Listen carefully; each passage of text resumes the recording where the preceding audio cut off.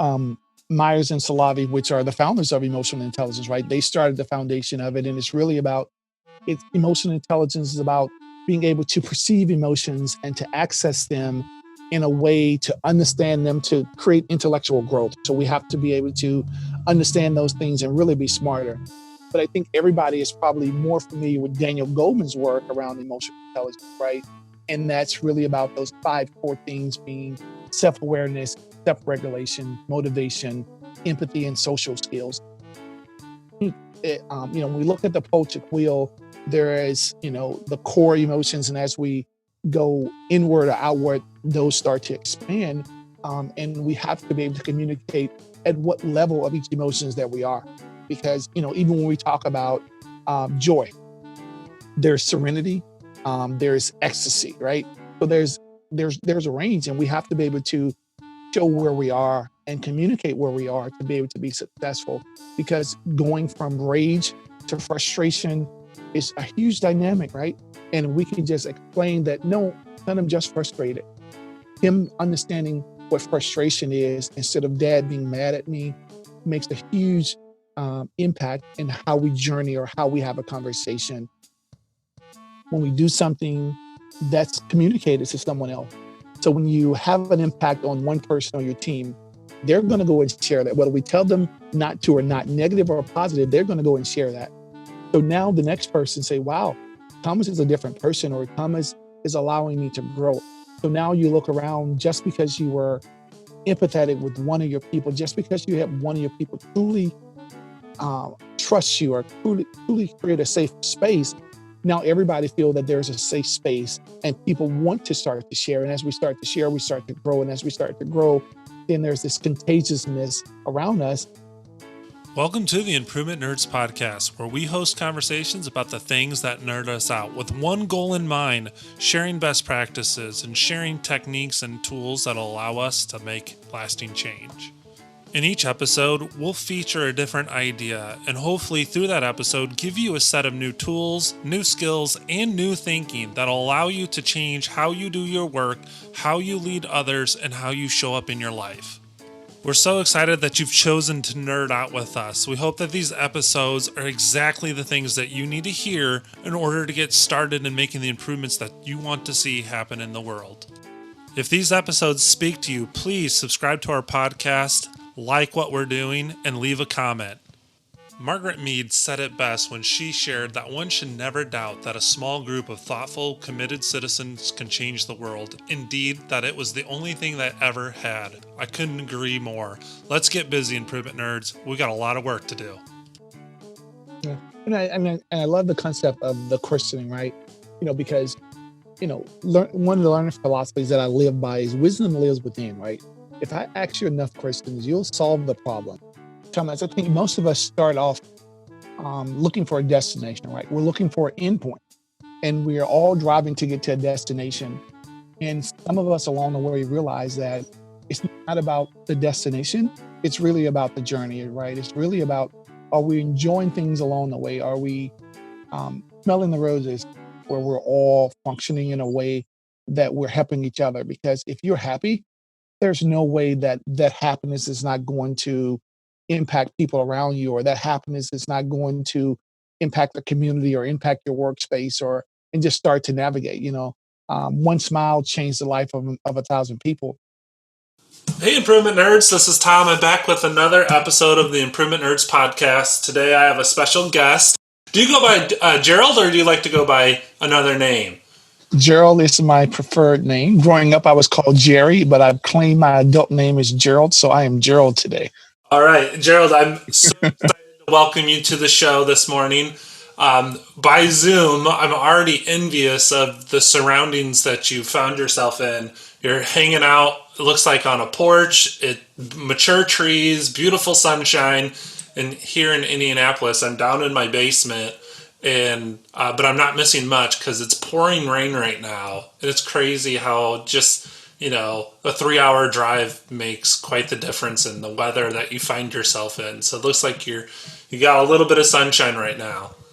Yeah, no, absolutely. I'm sitting out on the patio at my mother-in-law's house here, visiting for a few days. And as I look to my left and to my right, the birds are chirping, the sun is shining, and it is absolutely a gorgeous day. So I'm equally excited today, not just because of the weather, but to talk to you. Great. So excited you're here.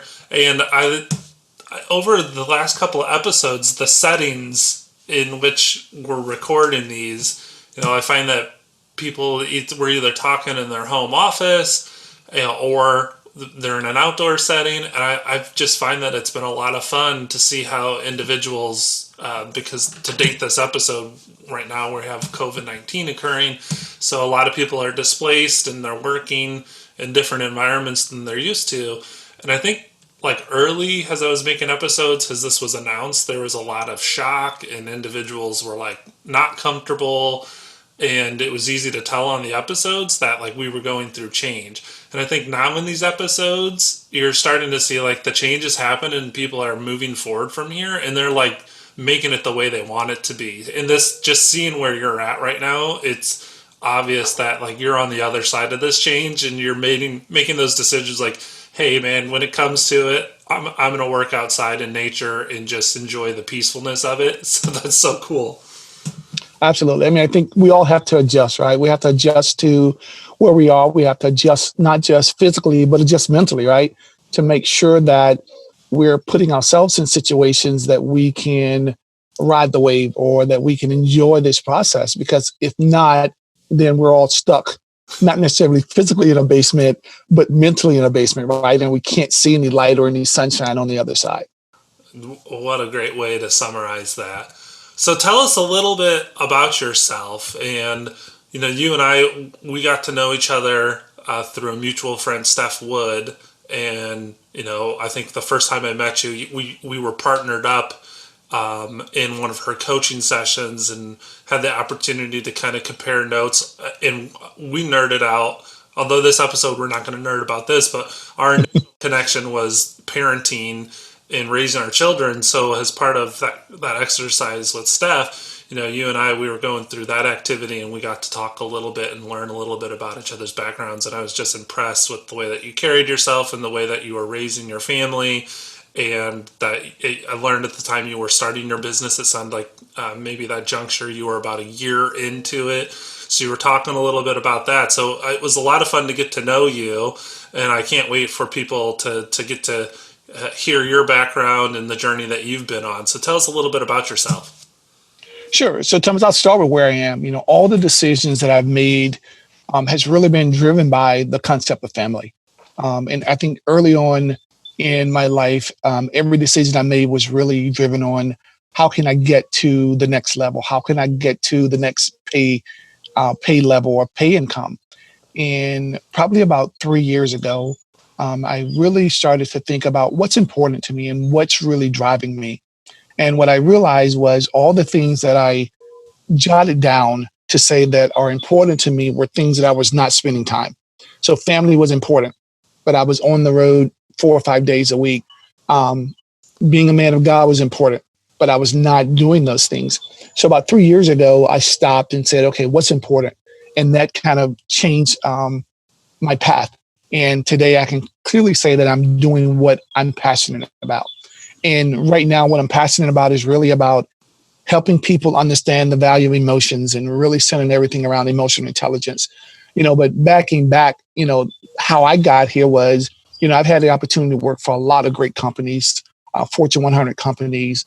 And what I realized was when I look back, I found myself in situations where I was not my best self. And as I look back and really started to reflect, there were some situations where I didn't show up emotionally intelligent, right? Or I didn't show up the right way. So for me, when I really started to step back and look, why am I not having success? Why am I not achieving the goals? I got to, executive levels with a lot of really big companies, but I couldn't get further. And so when I started to self-reflect, is it me? Is it the company? And naturally, I wanted to blame the company and the culture. But what I also realized that there were some things about me that I was not doing, or some things about me where I was not showing up. And that led me to this journey around emotional intelligence. And it was really about what's driving me. And, so as I look at this journey now, compared to 8 or 10 years ago, I'm a completely different person. The way I look at life is completely different. But more importantly, the way that I look at people is completely different, because I think we're all on a journey. And my process, so my goal is, how do I help others discover how to be their best self? And I think emotional intelligence is probably the foundation of all of that. What a awesome story. And I think a lot of the people that I've hosted on this show and talked to were on a similar kind of journey, and they use the word journey and or path, that it's winding, and there's ups and downs, and you really, there's no map for it, and the only way to navigate it is to trust your instincts and to define your ultimate destination, and put that at the front of it all. So as I've bring people on and they talk about their experiences, that always comes out as like, I'm on a journey. Even where I am today, I know I'm in a better spot than I was before, and that to me is important. But they're like, and here's the other places I know I want to go to next, and it's no longer about like a certain career objective or a salary threshold. It is like a level of happiness or giving or serving, and that just always gets me going. I met someone, his name's Mike, while I was working out in the Four Corners area of New Mexico, and we were talking a little bit about careers specifically for nurses, and how do we create like a career ladder for nurses. And he's like, man, I don't know, I'm just not feeling it today. We keep using this word career path over and over. It's like, I feel like we should be creating this happiness path. Like, the words we use to talk about what we really want in life sometimes can cause us to go the opposite direction of where we really want to be. And, people are on career paths, and that's different than being on a happiness path. So when he said that, it was just like a light bulb went off. And I think a lot of people that I'm talking to on this episode, like that light bulb has gone off for them. Maybe they're not using those same words, but they realize like, this isn't the journey I want, and here's how I'm going to have to make changes. Yeah, I mean, I think absolutely, Thomas. I think most of us start off looking for a destination, right? We're looking for an endpoint, and we are all driving to get to a destination. And some of us along the way realize that it's not about the destination. It's really about the journey, right? It's really about, are we enjoying things along the way? Are we smelling the roses? I understand that that's probably something people always say, but are we really smelling the roses? Are we really identifying and seeing things around us? Because I think oftentimes, we take trips, and we take the same trip, and we start to realize, oh, I didn't see that yesterday, or I didn't see that the week before. But those things have really been there along the journey. We just not taken an opportunity. So I think for me, as I've slowed down and really started to kind of learn to navigate myself and navigate what's important, I've started to see a lot of things. I've started to understand a lot of things. And I think that's the journey that we need to navigate, right? Because if we can get people to start to notice and start to identify what makes people happy, then I think that creates a process where we're all moving at a pace, and even moving in a space where we can help each other navigate that. I love that. I had a mentor who, while I was thinking about making my transition from working for an organization as an intrapreneur or an internal consultant to going out on my own, it took me a lot of thinking, almost too much thinking, before I made my transition. So I had these conversations with my mentors for several years before my switch from a career path to a happiness path actually happened. But this person, Ike, I've had Eric Eicher on one of my earlier episodes. He'd always say, like, Tom, you have to learn to measure your outcomes in a different way. And he says, I want you to start practicing significance over success. And he says, once you start to think about what you're doing and the significance of it and who you're doing it with and the impact that you guys are having on each other and together and for others, that's really where this is going to change for you. And he had said that over coffee, lunch, or whatever venue we were having these conversations, and he had said that so many times, and I just wasn't ready to hear it because, one, it was quite different than what I had been brought up to believe and what I had been trained to believe through the business institutions and all that. So like my ruler of success was pretty fixed, and I had to learn how to measure in a different way and slow down. I think a lot of people feel like the busier they are, the more successful they're being. And sometimes they wear that like a badge of honor. And one of my friends, Rachel Pritz, always says that, that's more than just being busy. That's you're distracting yourself. And she said, like, we've heard Warren Buffett and Bill Gates say that busy's the new stupid. So she's like, would you learn to slow down and whatnot? So it sounds like all those things have come to fruition for you, and you're in a great spot now. And it sounds like you're encouraging others that they too need to give themselves a little bit of grace and space and reconnect with what they're doing, why they're doing it, and who they're doing it with. Yeah, no, absolutely. I think my hope is that as we've gone through this journey in the last 60 days, I think my hope is that people really start to reprogram themselves and really start to understand what's important. I'm home with my family, and I see the smiles, I see the joy. What's important? I understand that money drives people and that success drives people. But for me, it's those things are important, but at what expense? Mm-hmm. And if it's at the expense of happiness, at the expense of family, at the expense of marriage, at the expense of friendship, at the expense of relationships, then when we look back, what do we really accomplish, right? And I like the path of happiness, right? Because I think if we can all find our path of happiness, then I think we create a place where we're all functioning in a way that we're helping each other. Because if you're happy, there's no way that happiness is not going to impact people around you, or that happiness is not going to impact the community or impact your workspace, and just start to navigate. One smile changed the life of 1,000 people. So just imagine if everybody's happy. Just imagine how many lives we can change just by identifying our journey and where we're happiest.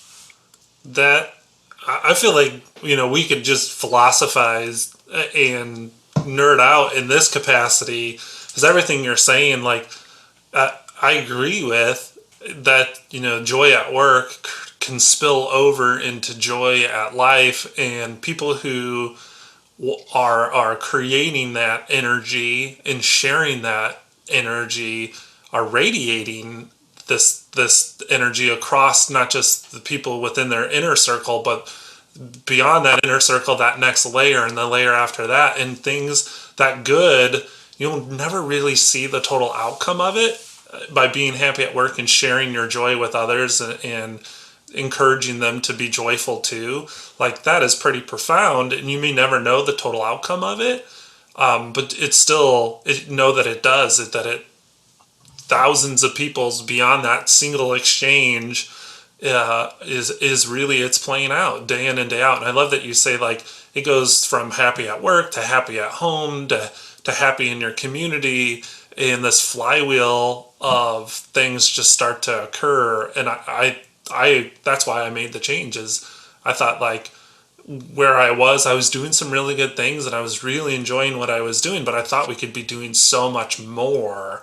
We could be doing so much more good, and the only way to be the messenger of that good or to play a little bit bigger was to go out on my own and not work for one organization, but try to instill this thinking in a lot of different organizations. So for you, as you had this kind of profound insights of like, hey, this is what emotional intelligence can do for an organization and for the people in the organization, but beyond that, this is the good it can do at the community or societal level. Like, did you go through that awakening of like, oh my gosh, like, we're onto something here. This is something I'm called to do. I've got to do. No, I would be glad to say that was kind of where the journey started, right? But no, the journey started selfishly. It was really just about me. It was really about how do I help me be more successful? And as I started to really journey into emotional intelligence and really started to figure out the impact on me, then it became more of an impact on other things. And I think, Thomas, for me, the value was one of the organizations that I selected to really partner with to really understand the foundation of emotional intelligence is 6 Seconds. And that's an organization that's a national organization. And it's not just about training someone to be an emotional intelligence consultant. It's really about creating a community of emotionally intelligent people. And one of Josh Friedman, who's the CEO of 6 Seconds, one of the things that they're striving for is to have 1 billion people practicing emotional intelligence by 2039. And, 1 billion people. So just imagine if, 1 out of every 5 or 1 out of, every 10 people that you run into are truly empathetic or truly understanding the value of their emotions. Imagine what happens, right? Because now we've started this wave of people, or this revolution of people who are really focused on helping people be smarter with how they feel, helping people be smarter with managing their emotions. And I think right now, with where we are, emotions are everywhere, right? Emotions are up and down. They're undefined. They're undescribed. So if we can just help people really understand that, then that creates the foundation for us to move forward. So now that I've gotten through the selfish part of working with myself and understanding myself and really understanding the impact that emotional intelligence has had on my relationships, on my professional life, but more importantly, my home with my wife, with my sons, I see that as being something that I need to help others do. So I've spent the last 18 months talking to everybody that I can about emotional intelligence and the impact and the importance of it, not just from a point of how to be more successful at work, but how do you integrate that into your life? Because for me, it's emotional intelligence. It's not a destination. It's not somewhere you get to. It's a journey that you go on. It's a part of who you are every day. It's about being intentional about how you show up. It's being intentional about here's who I choose to be in this moment. Here's who I choose to be in this life. And I'm showing up in a way intentionally that I want other people to see. And my hope is that as we start to show up intentional, just like a smile or just like happiness, it starts to rub off on the next person. And we get to a point where it's like, this person truly understands who they are. How do I get to that state? That person truly knows how to express themselves in a way that engages people. How do I get to that point? And I think that's part of the journey of understanding. Yeah, I appreciate that you shared the starting point for you, that it was very selfish. And I think I had read, and I might have said this on another episode, a quote in the book, Not Impossible. So it's the maker movement kind of focus. And they said that he had 3 rules for solving big problems. Is you have to be selfish in order to be selfless. Like if you aren't doing what you enjoy doing, it's going to be really hard for you to keep doing it and to share whatever it is that's filling your cup with others. So he was saying you have to be selfish first to get this whole thing going. So, sure. And I've seen that as, well, all change starts with the personal decision to do something different, right? So whatever the motivation is, that person has made a choice and their journey starts, and then from there things unfold in front of them so that they could take that first step, the next step, and whatever steps thereafter. And along the way, that causes impressions in the people that person has surrounded themselves with, and you give confidence and encouragement and a nudge to those people to embark on their own journey, because they can see the success, not the success, but the growth that you are experiencing as a result of it. So I think what you'd said there, a lot of people hesitate to start something because they feel like it's too selfish. And when I read that, I was like, that's so smart, is you can't ever show up for others until you've shown up for yourself. No, I agree with that, Thomas. And I think for me, one of the quotes that I live by, and it took me a long time to truly understand it, right, was the Gandhi quote, be the change in the world that you want to see, right? And I think oftentimes you read that, it's like, okay, I understand that. But at some point, it was really back to that, I can't change anybody until I've changed myself. I can't help anybody until I've helped myself. So that drives me back to, the importance of emotional intelligence, right? Because if I truly understand my emotions and I can navigate my emotions, then I can help other people. But if I don't understand my emotions and I can't help you with your emotions, then we're in a screaming match because no one is able to identify, right? But just simply by starting with being able to navigate my emotions and understand those, to now when I see myself in a situation that's starting to get out of hand, I can just step back and say, hey, Thomas, I'm going to step back because this is not the right time to have that conversation. And I think we've all had those conversations, whether in our marriage or with someone at work, where we say, I wish I had have not said that. I wish I could have taken that back. But in reality, if we learn to leverage emotional intelligence and we're practicing it, we get that opportunity because our mind is telling us, hey, it's not the right time. And if we're really leveraging emotional intelligence, we can step back and say, okay, my mind and my triggers are telling me it's time to do something different. It's not the right time to have that conversation. So we get a do-over, right? It may not be physically, but mentally, we're practicing that every day. So in that moment, my emotions tell me, hey, you're not mentally, emotionally prepared to have this conversation. So why don't we do this another time? So now I'm stepping backwards, and I can truly practice that. And, again, it's not about a place of where I am. It's a place of where I'm going. It's a place of where I'm headed, because it's not, I can say I'm emotionally intelligent, or I can say that I'm a great speaker. I can say that I'm all these things. But if I'm not doing those things and being those things, then it's not showing up consistently, right? I can be that one day and not the next day, but it's a part of who I am. So it's a part of being that. It's a part of the journey. And most people think I've arrived, I've gotten here. And then they stop doing the things that helped them or the things that got them there. And then we lose the concept of practice. So regardless of what work, we're doing or what work we're thinking about, it's about the journey, about the process, and about continually doing it, not just getting to a point and say, yep, I've arrived. Yeah, that habit piece of it is really important, in consistency. And so you individuals who want to go through change, that they have to, first commit to it. And then as they go through it, they have to take inventory of the things they're doing different and the habits that they're trying to create in order to hardwire that change from just an idea into a habit to now a new way of living. And I think emotional intelligence is one of those things that, once you're awakened to it and you're like, this is something I want to strengthen and grow, people have to understand that it's not flipping a switch. It's going to take some rigor and it's going to take some effort on your part to improve and strengthen your emotional intelligence. So I think what you're saying there is there is no endpoint here. It's a journey you're always going to be on, and there's always a way to practice it and role model it.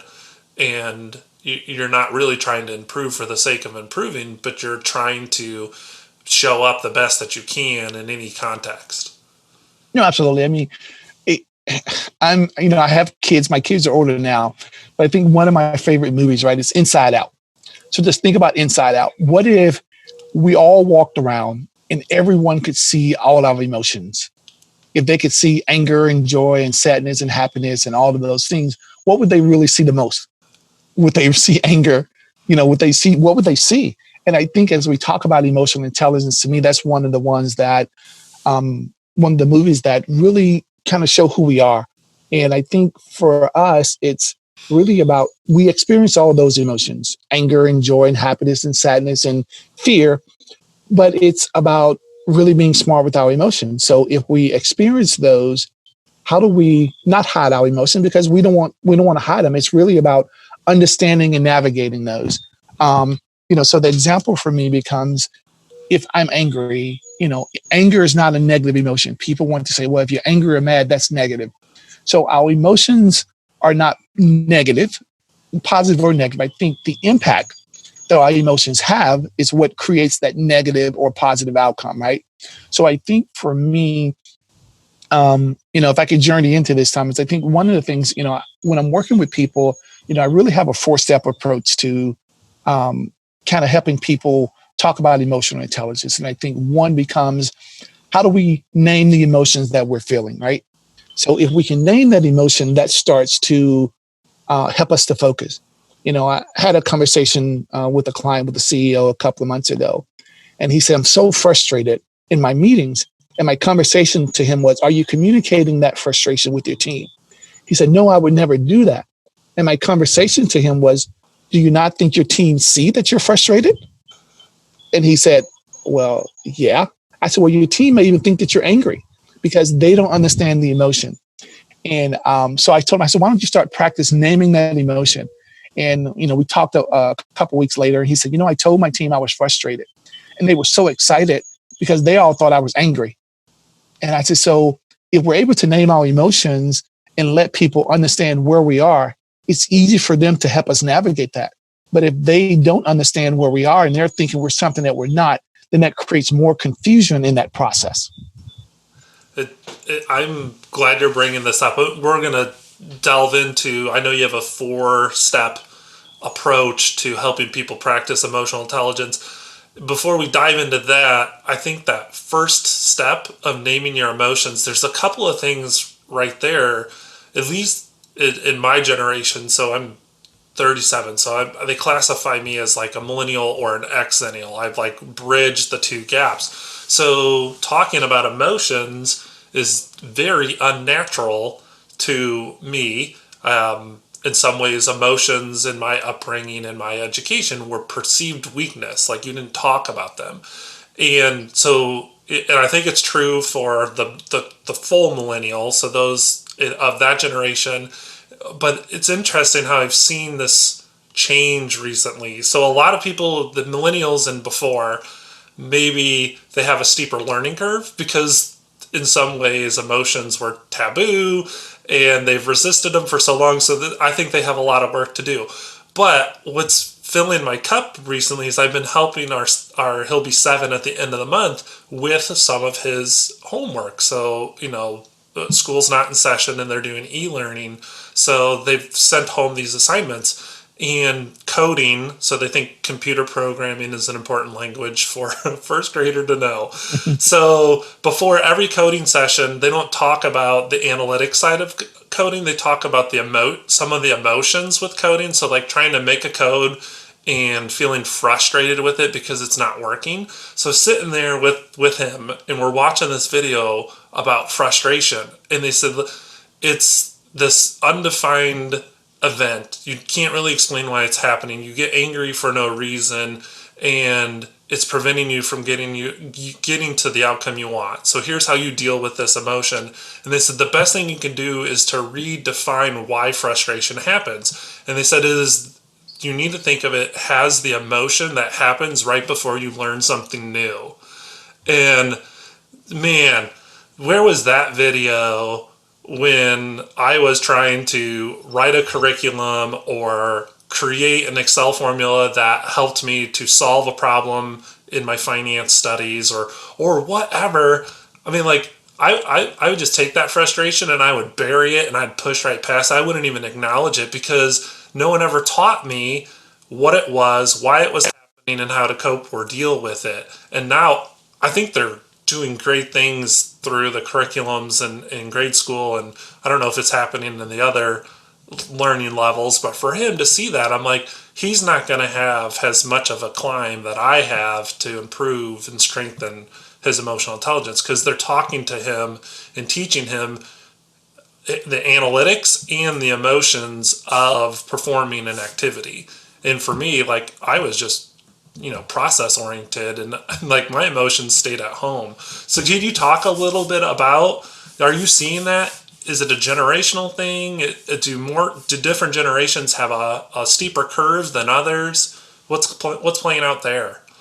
Yeah, I mean, I think I'll start with where you finished. I think one of the things that The schools in Indiana has recently rolled out a curriculum on social emotional learning. And I think it's focused on emotional intelligence. And that is from, K through 12. And even some colleges now have really started to focus on social emotional learning. So I think at the foundation of success, organizations and leaders have really started to understand that we have to have emotions to be successful. We can't leave our emotions at the door. We can't leave our emotions at home, because emotions drive people and people drive performance. So if we want the outcome that we want at work, we have to learn to manage or navigate emotions. If we're asking our employees to leave their emotions at home, we're ultimately saying leave your passion at home. We're ultimately saying leave the things that helps you be successful behind. So if emotions are a part of who I am and I'm leaving that at home, then how am I going to be successful, right? So I think for me, and I think we had this conversation at somewhere along the journey as well, is real men don't cry, or, based on your community or where you're raised and based on parenting, it's how we're allowed to express our emotions are limiting. So as we become adults and we start to work in this world, we find ways to suppress or limit the emotions that we share, or we have 2 or 3 emotions that we share. And most of those are the ones that have a negative impact instead of a positive impact, right? So for me, growing up in the South, it was real men don't show their emotions, right? So I learned to suppress those emotions. And it took me a long time to get to a point where I'm comfortable being me. I'm comfortable sharing emotions. Now, I'm not saying I'm just bawling with tears, but I'm comfortable being able to share that I'm happy, I'm excited, and being able to do those things. So I think, not just generational, but also the way that we're raised, also the environment in our homes, how our parents was raised. I think all those things start to impact who we are, the part of the country that we're raised in, the value system. So I think I'm excited about the curriculums that are being rolled out. I'm excited about the transition of different readers and different companies. And 6 Seconds being one of those that's really focused on the importance of expressing or managing your emotions, because emotions are a part of who we are. And if we hide those or suppress those or keep those hidden, then we're never going to achieve the level of success that we need to, because emotions are what drives us. Yeah. And so first, having an acceptability to talk about emotions is like a cultural piece that has to be present. Is it safe wherever you are in whatever environment you're in to talk about emotions? So that I think is really foundational. And then the other thing I have found to be pretty interesting is there is a range of emotions that exist. So let's go back. I love Disney, and the fact that you brought up Inside Out, like I could, if every episode we talked about a Disney show, like I could actually hang with the guest. Most of the times what they're saying, I'm like, I have no idea what you mean, but I think it's really important. But if they talked about it in the form of a Disney movie, I'd be like, I totally get it. So those 5 characters that are occurring within Riley's head are your basic emotions. So I think I don't know the name of the diagram, but Rachel Pritz shared it with me, and I'm sure you know what it is too, is those 5 emotions are kind of at the center of the wheel, and they're very basic. So let's take anger, for example. So a lot of times people can only explain that singular emotion of I'm feeling angry, but in the next layer past anger is another range of emotions that are more complex and important to understand. So I think people need to grow in their understanding of all the different emotions that can be occurring. They're more than just anger, sadness, joy. They're complex. So frustration is one of those things that occurs within the anger element, but is more complex and better defined than just being angry. So Sure. do you know that wheel, or do you work to teach the organizations you partner with or the individuals you coach to expand their understanding of the range of emotions? Sure. So the wheel I use is a Potic wheel of emotions. And what Potic describes is that there is 8 core emotions. And those 8 core emotions are joy, trust, There's fear, there's surprise, there's sadness, there's disgust, there's anger, and there's anticipation. So, and I think the analogy that you use is it shows up, right? So we talk about anger. There's several tiers of anger, right? So we have anger, we have rage, we have annoyance, we have frustration. And back to the original example of if someone only sees anger and we never communicate the different stages, then they just see one thing. So it's important that you're communicating, naming that emotion, right? Because if we're able to name that, hey, when my son say, Dad, I see that you're angry. And I said, no, son, I'm not angry. I'm a little annoyed because we've had this conversation before. That opens up an opportunity to really have a conversation, because instead of him saying, oh, my dad is angry or my dad is enraged, no, dad's just a little annoyed. So I can deal with being annoyed or frustrated, but I can't deal with being angry or enraged. So I think, when we look at the Polchik wheel, there is, the core emotions. And as we go inward or outward, those start to expand. And we have to be able to communicate at what level of each emotions that we are. Because, even when we talk about joy, there's serenity, there's ecstasy, right? So there's a range, and we have to be able to show where we are and communicate where we are to be able to be successful. Because going from rage to frustration is a huge dynamic, right? And we can just explain that, no, son, I'm just frustrated. Him understanding what frustration is instead of dad being mad at me makes a huge impact in how we journey or how we have a conversation. And just think about it as an adult, right? Our feelings are tenfold, right? So when we see angry at 10. And if we can just get from angry at 10 to now frustrated at 1, we're able to step back and navigate those conversations. So for me, Polchik's wheel is one of the ones that I use consistently. And even for me, a part of my journal, and as I'm doing coaching, I have copies of those wheels that I give to people to put on the back of their planners. So as they're navigating their day, they can flip that plan over and say, okay, here's where I am, right? Here's where I am. How do I communicate, or how do I start to navigate that emotion to get to where I need to go? Yeah, I think, and thank you for sharing that resource and talking about the range of emotions that exist. And I think helping people to broaden and be able to use this grander scale for summarizing what emotion they're experiencing makes naming it a little bit easier. So Yeah. it gives them the terms, the tools they need to actually label the emotion they're feeling. And before, if they have a limited way of explaining what they're feeling, it's going to be hard to make these conversations door opening. Because if they just say, I don't know what I'm feeling, I just feel angry, and they mislabel the emotion, that I think that can shut the door in some ways. So having this allows people to better define and describe the emotion they're experiencing.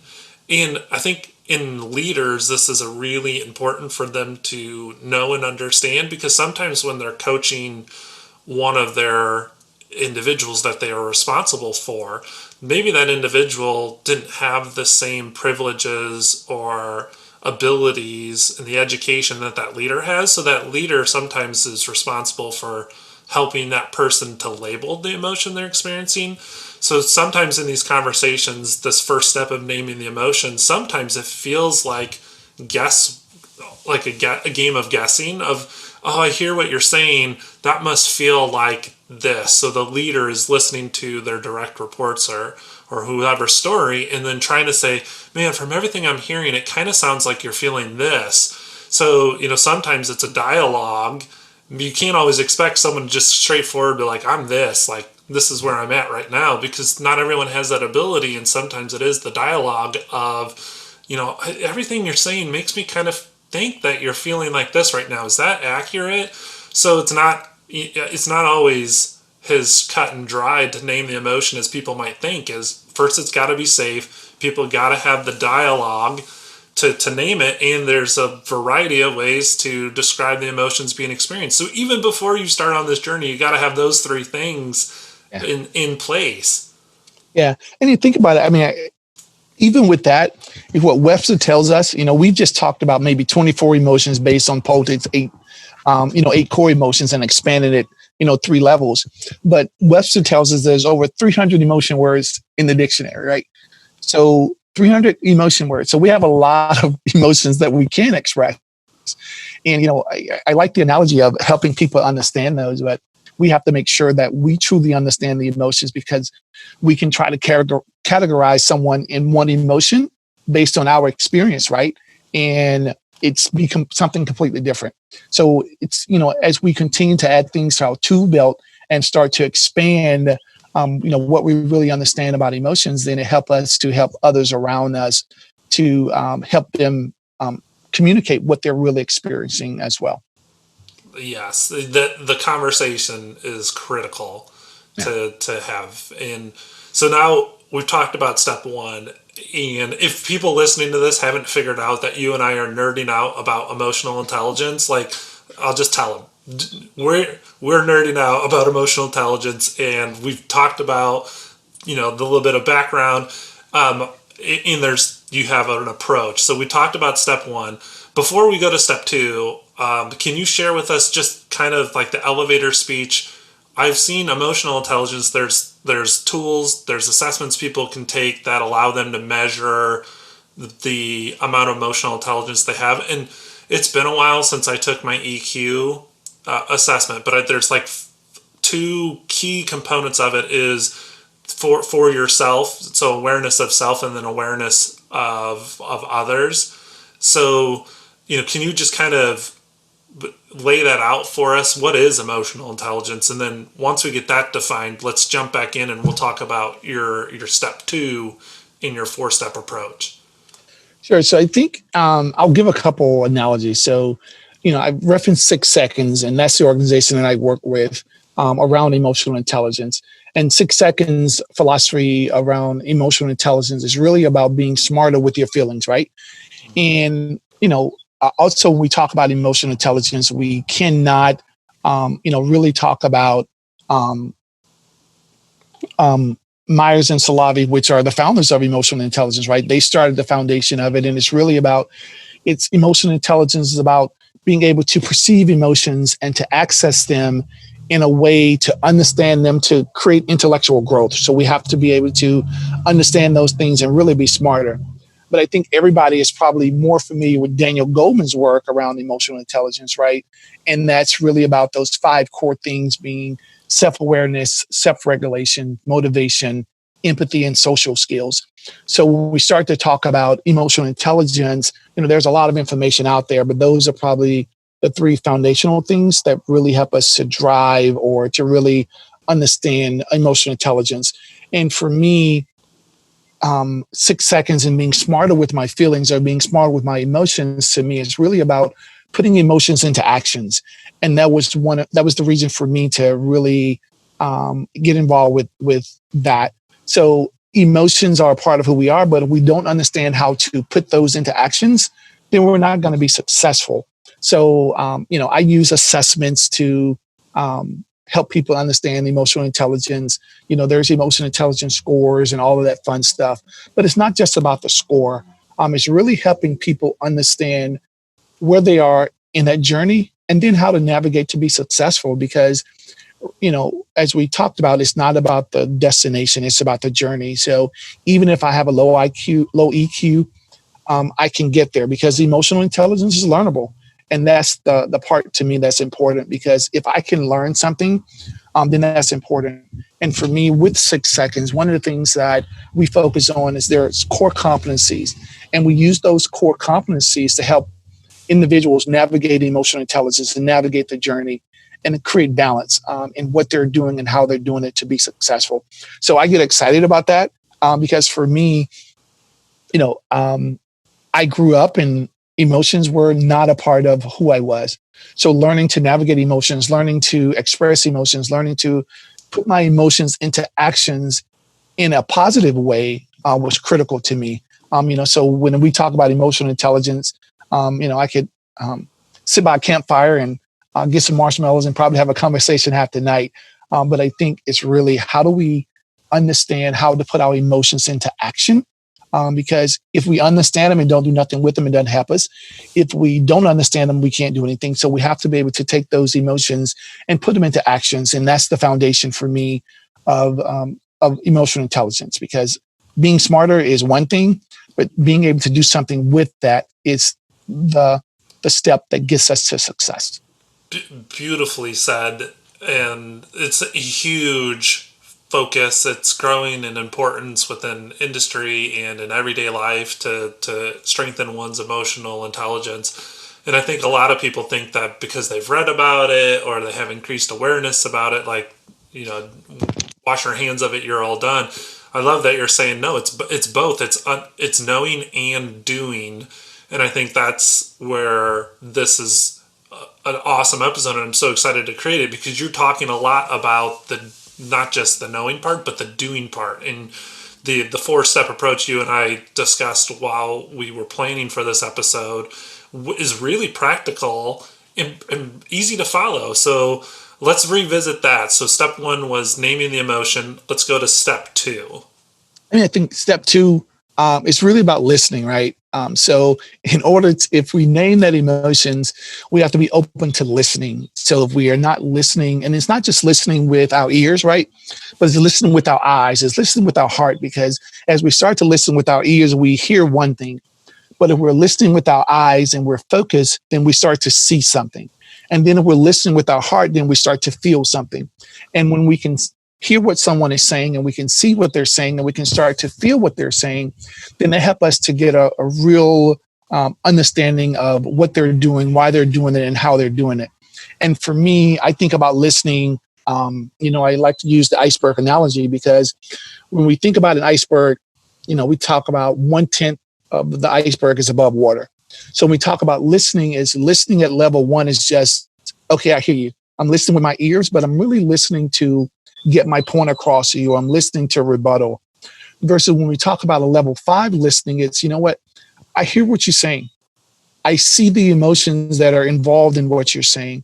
And now I feel what you're saying. So now we're having a conversation. I can say, Thomas, you know what? I heard you say this. I saw you communicate this, but I felt this.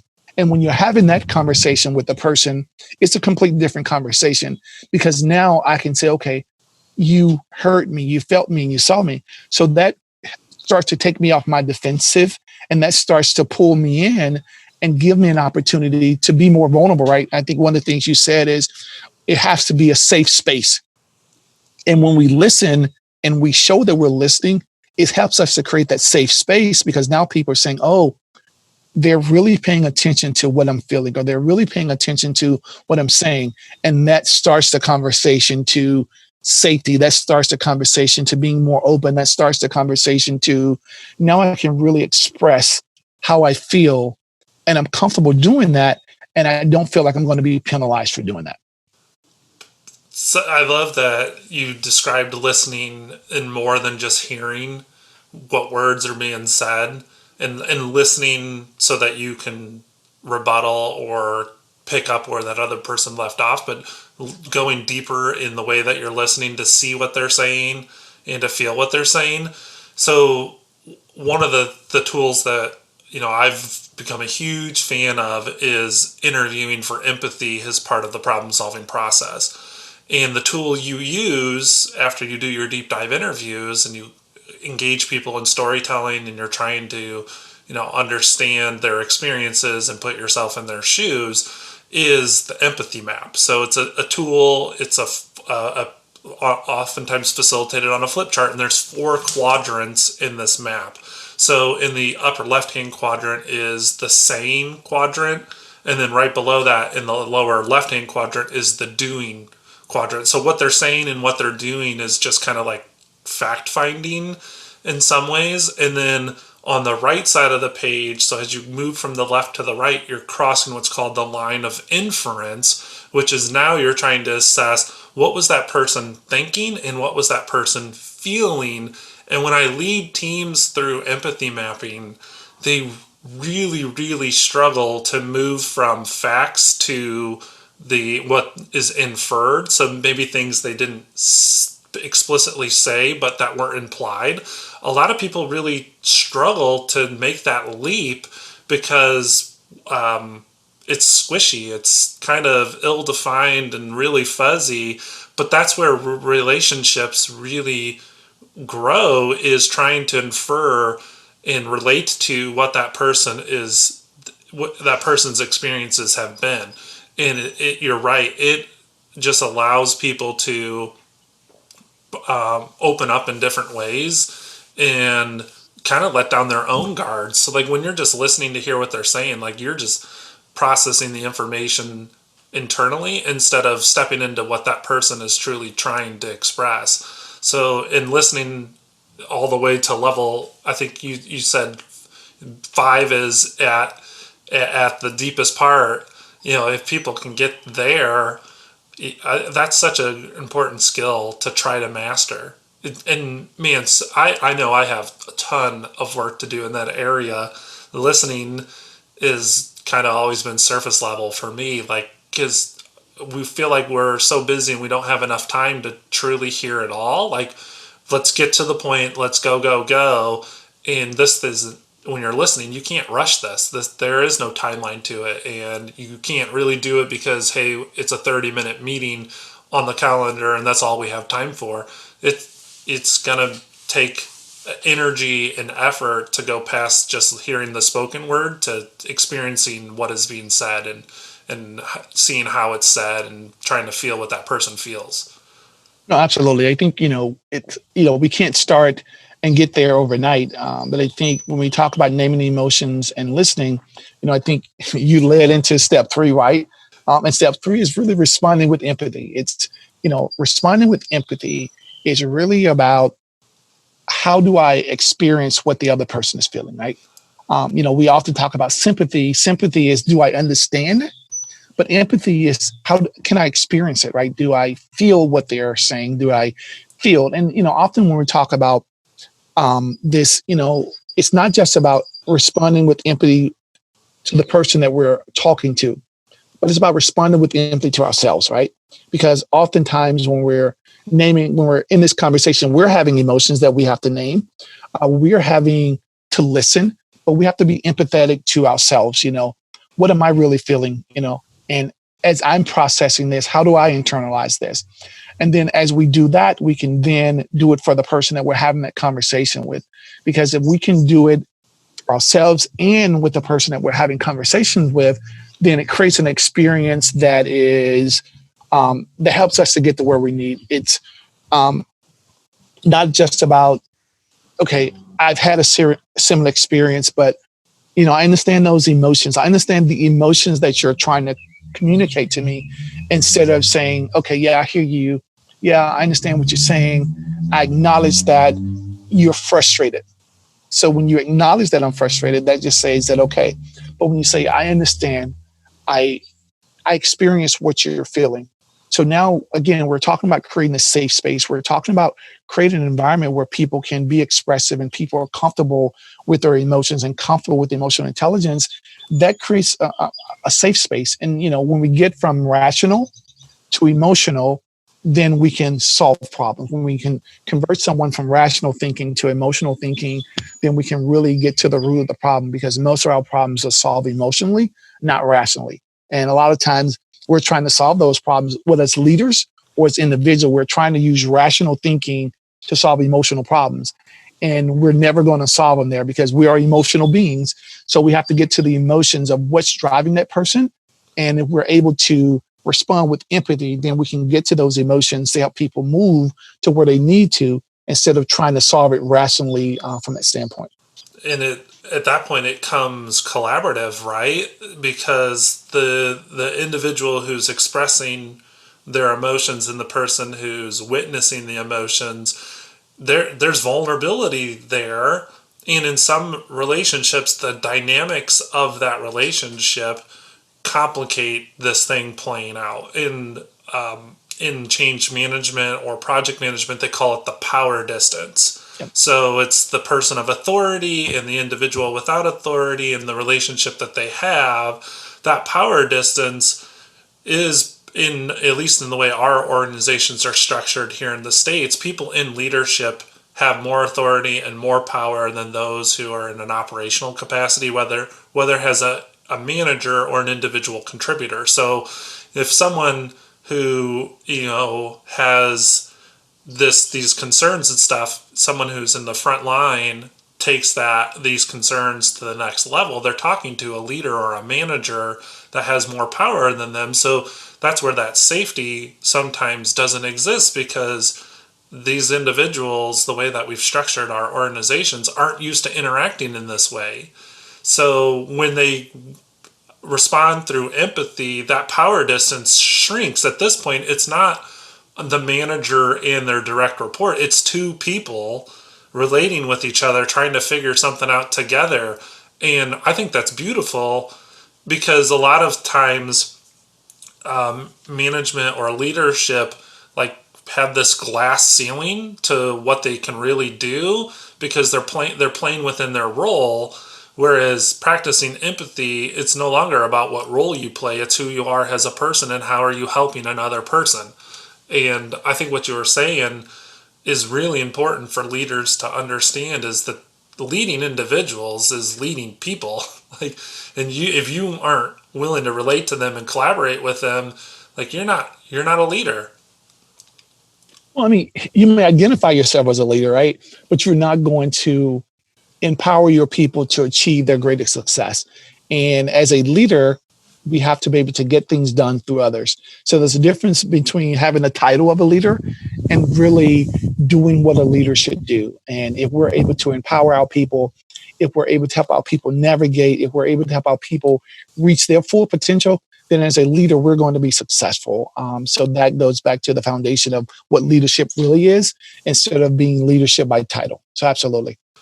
That is something that can unify us. And I wish that, like, from day one when I was in leadership, like, I knew these things and I was good at these things, and I'm still figuring it out. And I think a lot of leaders listening to this, maybe they haven't started and they're encouraged to, or maybe they have started and they feel like they've got room to grow.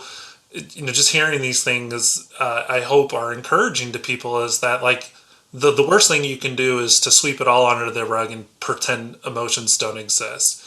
But if you as a leader can be open to the power that emotions have over individuals, and to find ways to allow people to understand how their emotions make them more capable of being their more whole selves, then at that point, not will just that individual rise, but the entire organization is going to benefit from having a culture that practices leadership in that way. No, absolutely. I mean, I think when we talk about the transition, it's, empowering not just the leader, but how do we empower the team? And as leaders understand the value of showing empathy and doing those things the right way, it not just empower them, but it starts to empower their team. Because what we know is when we do something that's communicated to someone else. So when you have an impact on one person on your team, they're going to go and share that. Whether we tell them not to or not, negative or positive, they're going to go and share that. So now the next person say, wow, Thomas is a different person, or Thomas is allowing me to grow. So now you look around, just because you were empathetic with one of your people, just because you have one of your people truly trust you, or truly create a safe space, now everybody feel that there's a safe space and people want to start to share. And as we start to share, we start to grow. And as we start to grow, then there's this contagiousness around us, to achieve the things that we need to achieve. And now, we talk about emotions, we're in a safe space and we can have fun and we can communicate those in a way that everybody understands them. And now we start to see this natural growth in people. So there's a fourth step.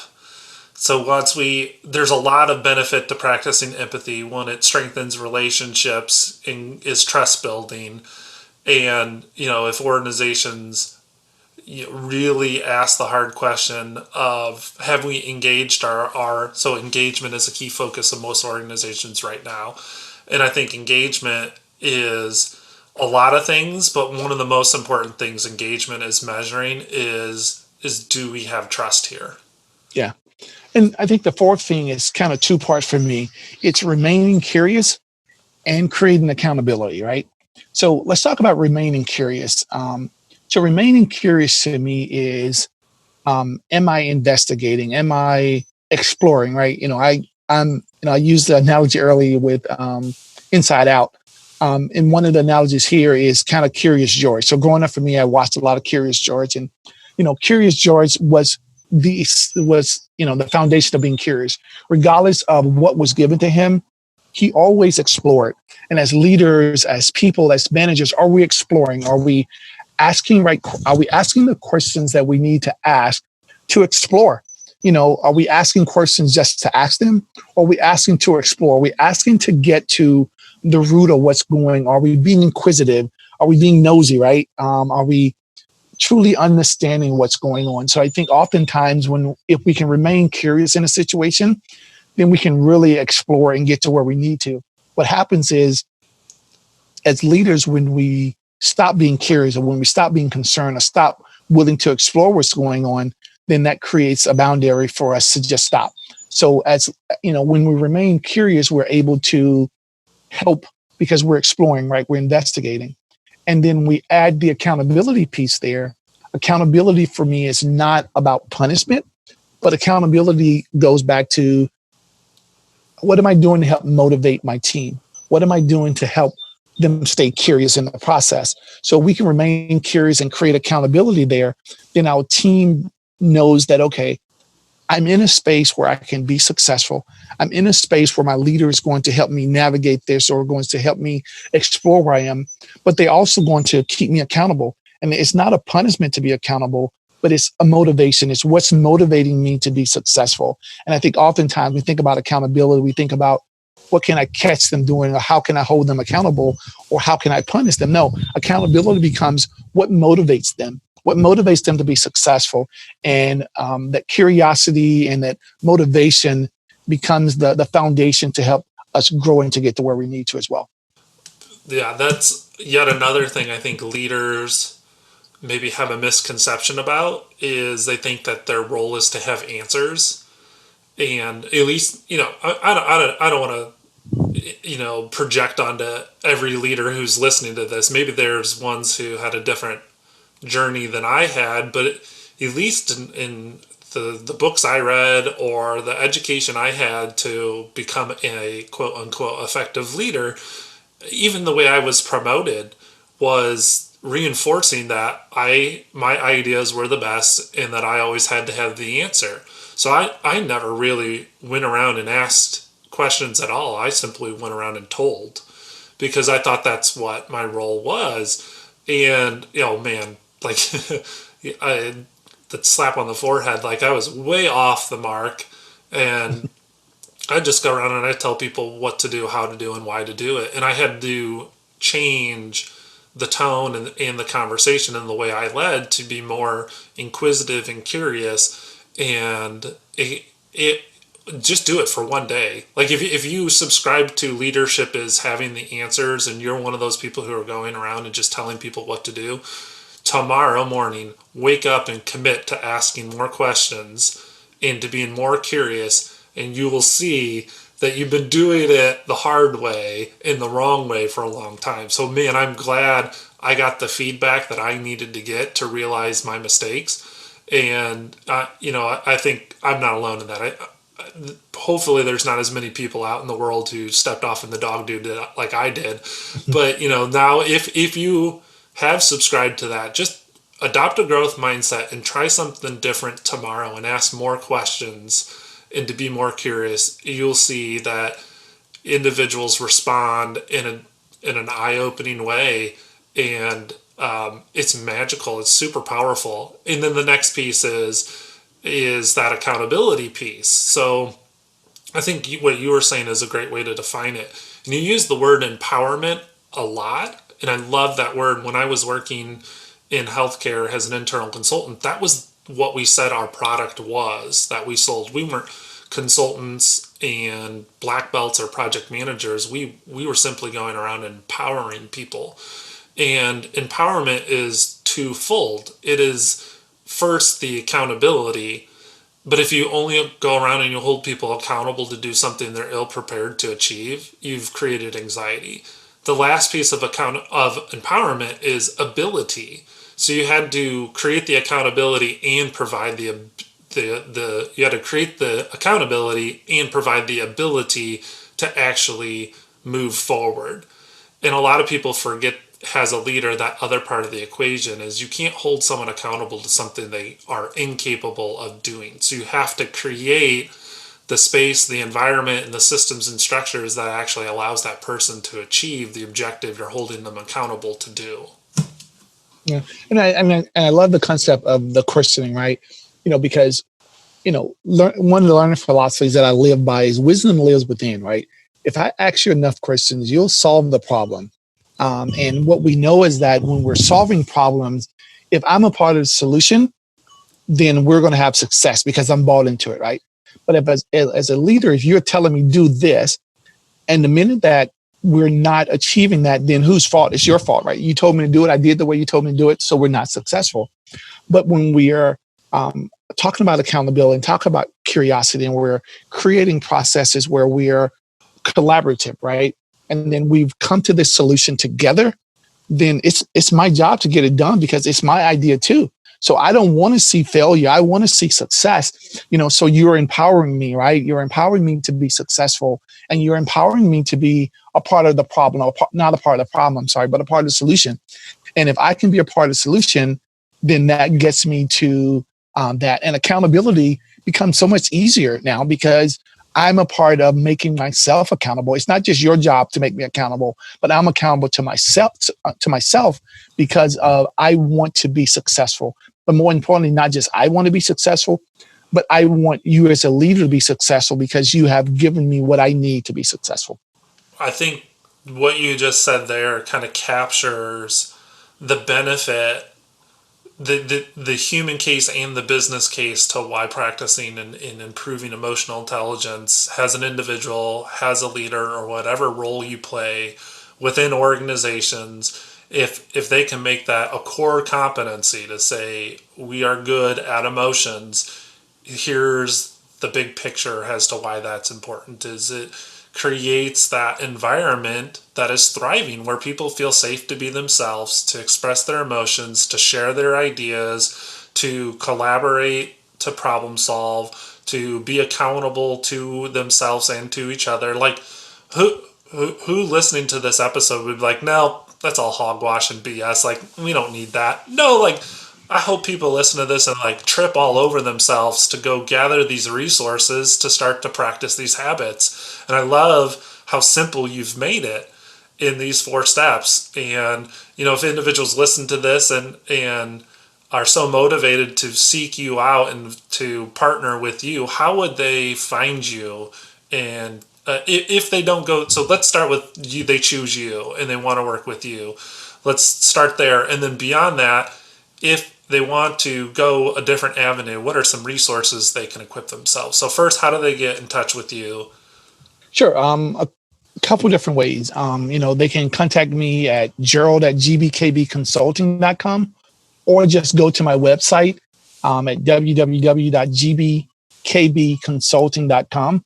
And there's a link to contact me there. I'm on LinkedIn and I'm posting daily. So you can find me on LinkedIn at Gerald Bush as well, or GBKB Consulting on LinkedIn. I'm also on Twitter, and I use that as a source to communicate. But more importantly, emotional intelligence is not just about me.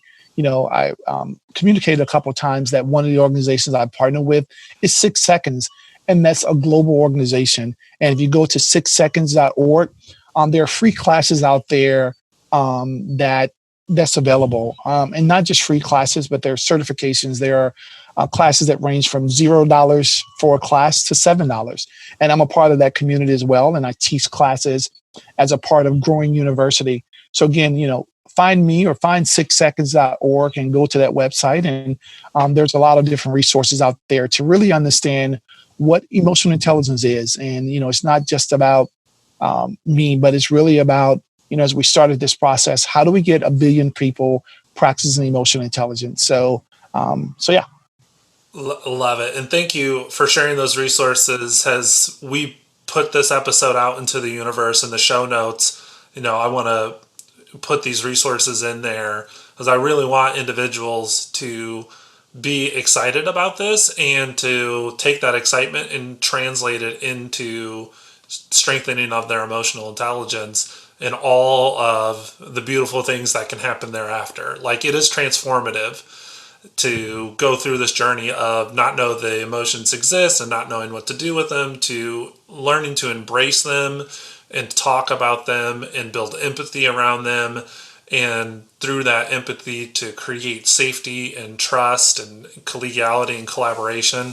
And then beyond that, when people are able to be them whole selves, they're able to work better together with others. And I think good things can happen as a result of that. Is now this person and that other person can connect in ways that they weren't able to before. And through that connection, they can share their ideas, and those two ideas can intermingle and strengthen one another. And who knows what will happen as a result of that. So there's obvious reasons that people should go on this journey, and I want to make sure we give them the resources they need to get going and to keep it going. I think sometimes people got all the energy early on. This thing is a marathon. It's not go out of the gate and go as hard as fast as you can, but pace yourself and commit to doing this over the long term. No, absolutely. I think, we can all go out and get self-help and read a book, and those things are important. But the other conversation becomes, it's the journey, not the destination. So what are you doing to continually feed yourself? What are you continually doing to give yourself what you need to be successful? Because just going out reading EQ 2.0 and taking the assessment, that's the easy part. But once you've gotten past that, then what are you doing daily, weekly, monthly, and annually to continue to do the work that you need to get done? And for me, one of the things that I love to do is help create accountability, help to create foundations to help people to grow. And I do that through coaching. I do that through organizational development. I do that through team building. And I do that through working with organizations and their leaders to create an emotionally intelligent organization.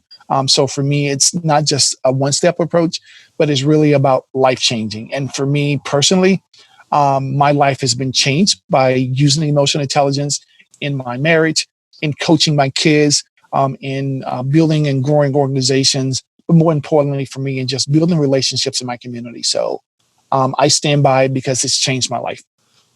What an awesome endorsement. And I can't thank you enough for coming on to the episode and sharing your passion and sharing your journey and inspiring people through those things. So thanks so much for coming on the episode.